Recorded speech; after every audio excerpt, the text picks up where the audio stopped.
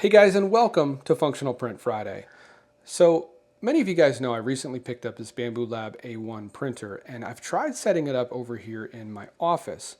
The rest of my 3D printers are down in my basement, and that works out really well because I'm pretty much always running jobs, and they're noisy. I don't want to hear it. It's not that it's so loud that you can't be in the room, but it's loud enough that I wouldn't want to work in the same room.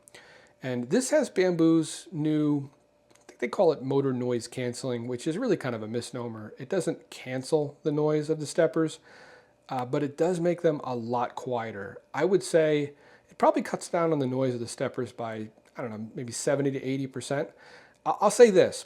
I sit only about 20 feet in that direction up here, and I cannot hear the steppers on this printer. I can hear the fan, and maybe if the fan wasn't running at all, I could hear the noise that the steppers make, but I can't hear the steppers over the fan. So I think I'm going to keep it up here because this is the area where I actually prototype. I'm generally working from my comfortable desk up here rather than the cramped workstation that I have down in the basement. And it's super nice to be able to just walk a couple feet over, grab a piece off the printer when you're prototyping something and just iterating quickly. So I want to try keeping it over here, but I'm having a problem. Can you guys guess what the problem is? Yeah, so unlike the P1S and the X1C that have a chute on the back of the machine because they're enclosed printers that it purges the filament and it just drops out of a chute, this just kind of purges the filament off the side. It comes over here, it coils up the filament on this small metal piece, and then it sort of just flicks it off. And sometimes it kind of drops straight off, sometimes it flicks it off and it travels like a foot or two. That's about the furthest I've seen it go. And where I've got this machine set up, it either drops them here on the counter or they get flung into the glass of this IKEA cabinet and fall down on the floor. So I've already looked at a couple different purge bins that are available for this, and there's not really a design that I think will work for this space.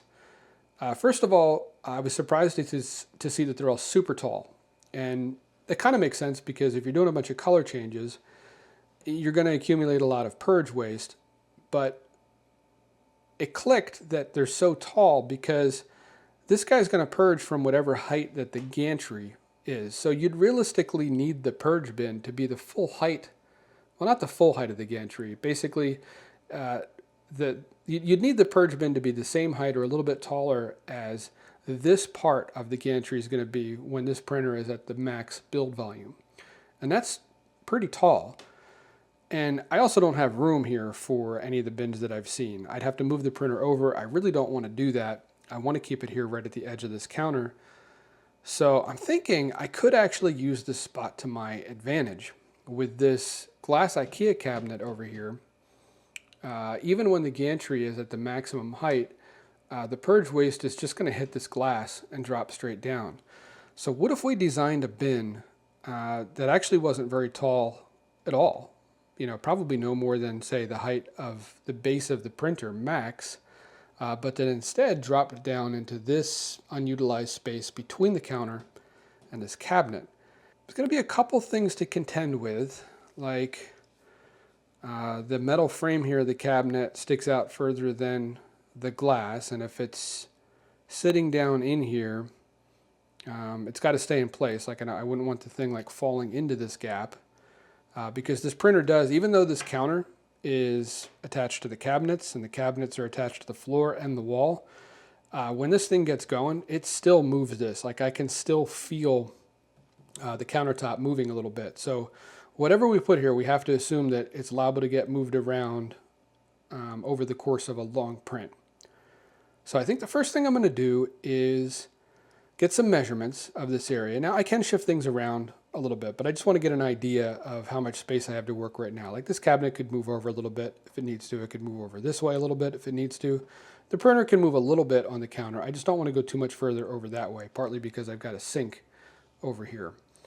And I also don't want to go any further back because the way it sits right now, if I push the build platform all the way back, that cable just touches the wall, and I don't want that cable every time the bed goes all the way back for a full build plate, I don't want that cable to get like sort of bent, to get bent up. I think it's going to wear it out sooner. Basically, the position of the 3D printer now is roughly where I want to keep it. I can move it a little bit if I need to, but this is, I think, where I want to keep it.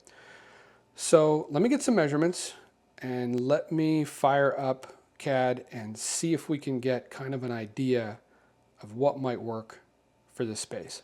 Oh, before we do that, let me actually show you what this printer looks like when it purges filament. I think probably the easiest way to do that would be to initiate a filament change. If I force it to unload the filament that's in there and then reload the filament, it should go through the purge cycle. Let's try that.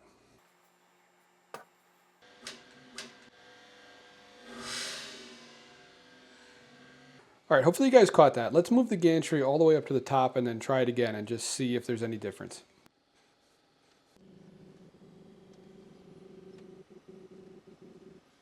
All right, that's pretty much all the way up at the top. Let's do the same thing. Let's unload the filament and load it back in and force it to eject it.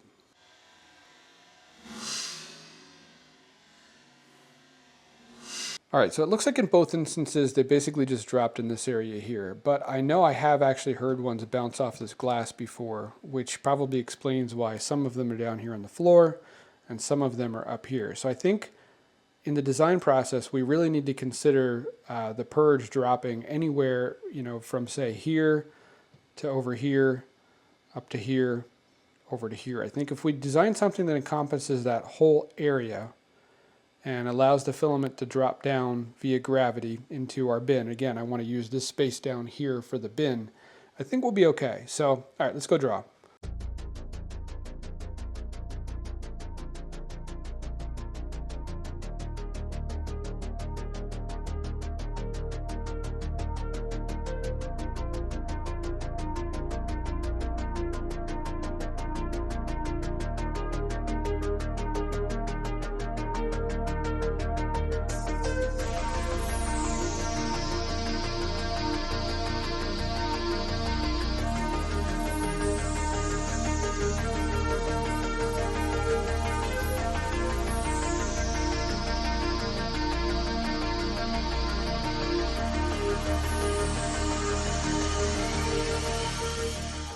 All right, and here is the design that I came up with for this. And this is the one that you saw me draw, but it is not the final design for this because I realized right before I hit print that I had made a really stupid mistake.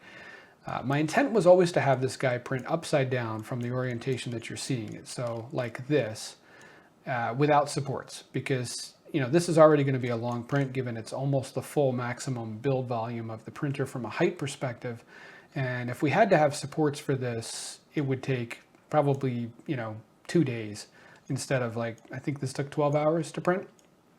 So I went out of my way to make sure that all of the slopes in here would print without supports. And I had originally modeled this section and I figured, I'll have plenty of room to blend, this slope here in with this one and, again, not have supports. But when I went to do that, there just wasn't enough room. You see here, even with the lip, which gives me a little bit of extra meat, there's just not enough room here to blend that guy over.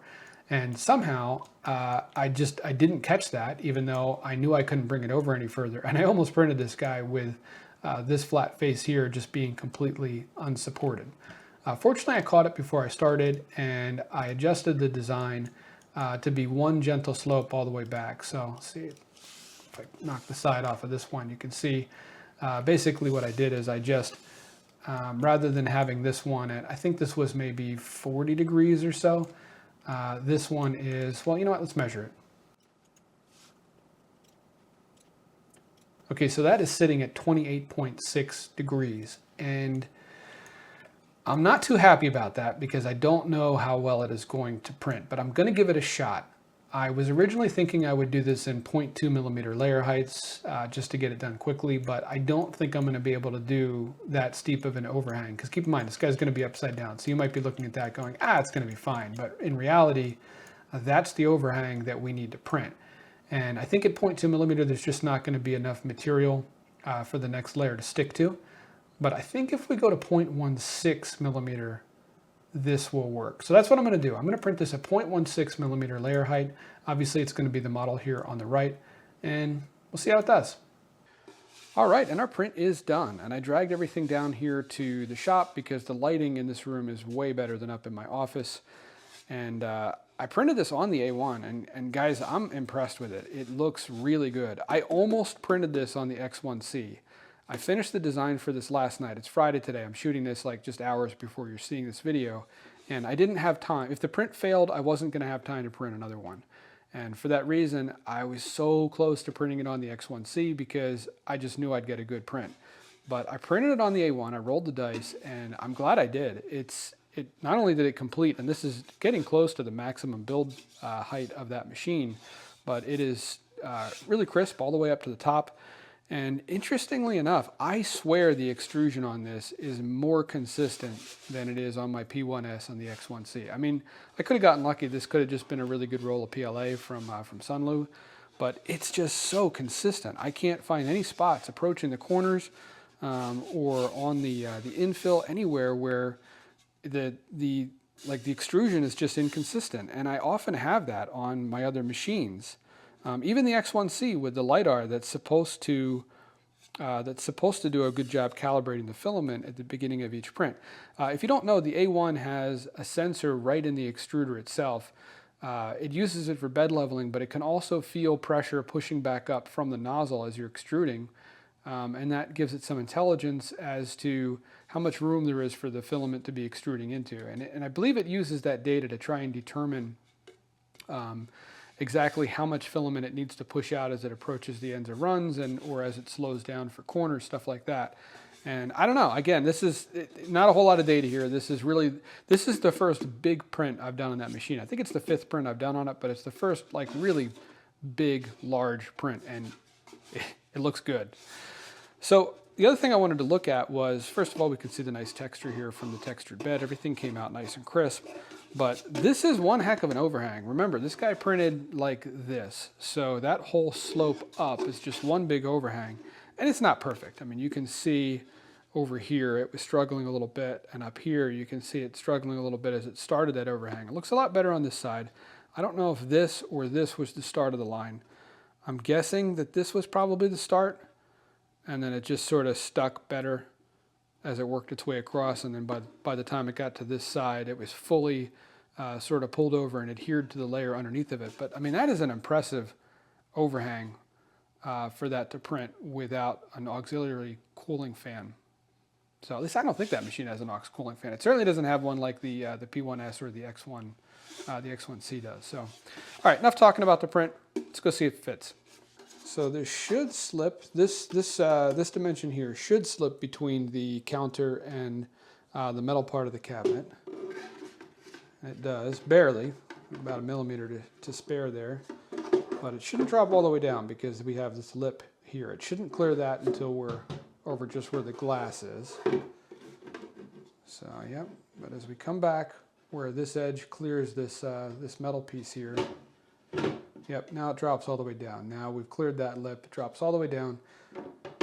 Actually sits slightly lopsided because of the weight of the bottom part of the bin pulling on it, but I don't think that's gonna matter.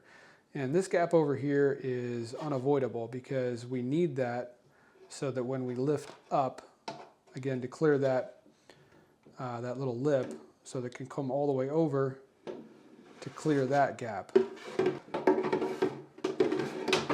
Yeah, I think that's gonna work. Let's try it. Okay, so it looked like that went right in the bin, but I wanna move the gantry all the way up to the top and try again. My hope is that even all the way up at the top, if it ejects it out, it's just gonna bounce off the glass and drop in. So maybe I'll try 2, actually, from up at the top.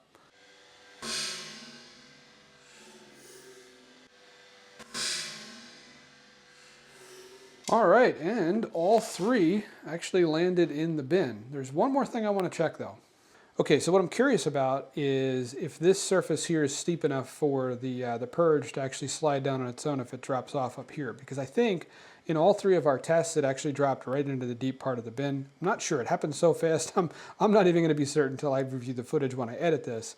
But this looked a lot steeper in CAD than it is in real life. So I've got the 3 that we dropped in there before. What I'm going to do is just set each one up here, and I'm going to hold it in place and then release it and see if it falls on its own. 1, 2, 3. Yeah, actually no problem at all. So that's plenty steep enough for those to slide down. All right, guys, I am calling this one done. Pretty simple design this week, but I am really happy with how this came out. And if by chance you happen to have a similar setup where you have your A1 kind of close to the edge of a counter and like a cabinet or something on the side with a gap there, I will make the STL available for this on my site, fpfdesigns.com. It'll be completely free, just like all of the designs that I feature on this channel. And guys, if by chance this is your first time on the channel, check out some of the other videos. I do a new functional print every single week. It's always something like this that solves a unique problem that I've got, fixes something that I've got, enhances the functionality of something, or is often just a totally from scratch design. If that sounds like something you're interested in, hit that subscribe button. And guys, if you do, I'll see you next Friday.